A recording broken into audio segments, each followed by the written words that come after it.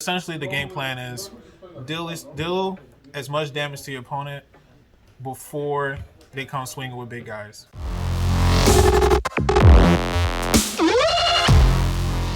Hello, folks, Mogulites and the like. It's me, Kris Next Door, and I'm here for a deck profile of my tournament-winning deck. 2-0 right now, and probably 3-0, God willing. But let's show you the RNG. So today we're bringing you a pink-red profile, which is it's using the burn package. Essentially, the game plan is deal as much damage to your opponent before they come swinging with big guys. So essentially, we start off with the best pink-red combination ruler, Apprentice 1A. Essentially, we use no hand cards and we drive everything. And I got a great step line, a bunch of life, good attack power, and good striking power. So, with that being said, I'm gonna go into my deck profile, starting off with Solar System Backpacker. This is the bread and butter. She does everything that we want to do for the deck. She is both stat lined as a 4/4/1, which is great because we can always just be like, okay, I have a little guy, but I don't need him, so we can use her ability, Backpacker's special ability, at normal speed. And at any point in the main phase, you can just be like, okay, I'm gonna deal a damage to myself, call this out, destroy a card that's on board, and now I got a 4/4 blocker. And this is just great because you can always just be able to do counters on your own turn and be able to do basically almost extra effects. And I'll show you this in a second of all the different sets that we're using in all the different events. All right. So next thing, we run 4 yobuko. Yobuko is really good. You always want to see him because you'll always be basically +1ing every time on your turn when you overdrive. And essentially, all he does is that you look at the top card, and if it's a set, if it can be set, you set it. So any events, you can just place them, and you can just be like, all right, cool. And if I don't want it, you can also just put it at the bottom too as well, dodging those hauntings or whatever. Next thing, we have 2 yukionas. Basically similar stat line to Jetpacker, 0 cost, but it doesn't matter for this ruler. We got a 4/3/1 stat line, and basically it's just a free blocker, so it basically helps us survive the game longer when we're grinding it out. Next up, my favorite card in the whole set because of how adorable the card design is. And we have Kino of Snow. And it's just a regular red 0 drop, 2/3 stat line, vanilla, no abilities. And I just love the card because of how free it is, even though it's already free because of our ruler. Next up, we have Arcane Innovator. We run this as a 4 of. Arcane Innovator, OD ability is 3/2/2.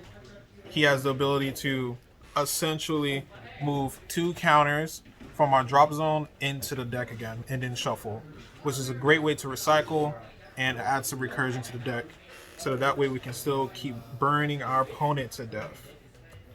Somebody said burn our opponent to death.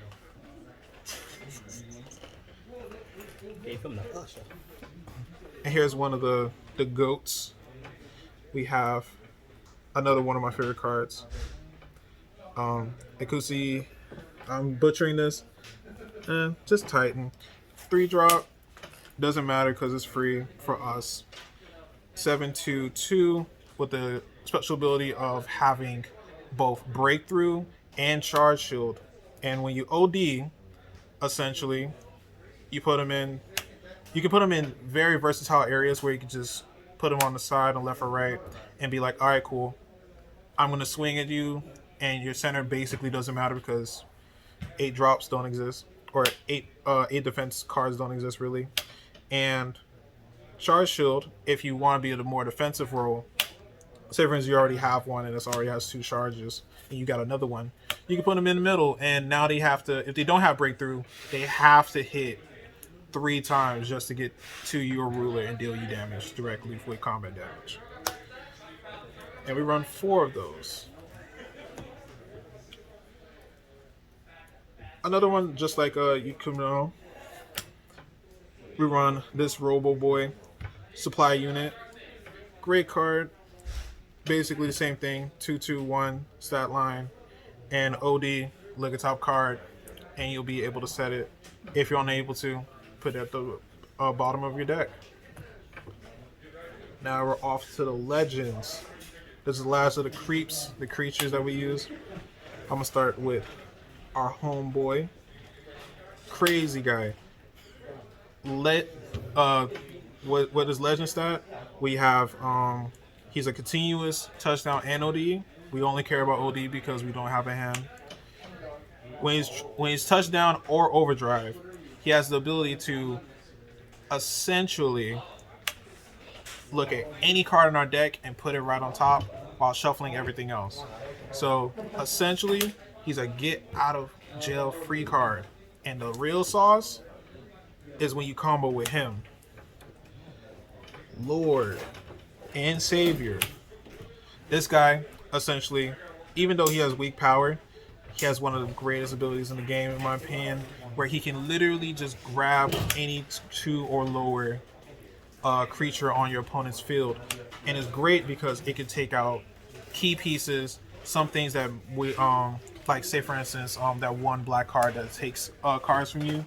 Now since you gain control of it, you can put it in the middle, and then now you got your card back, which is basically essentially a 2-card advantage on your opponent, which is awesome. And I really like both of these cards, and both of them are continuouses, or counters I should say. So say for instance you hit one, you can just grab the other and you'll heal out both, and it's great. Alright, now we're into events.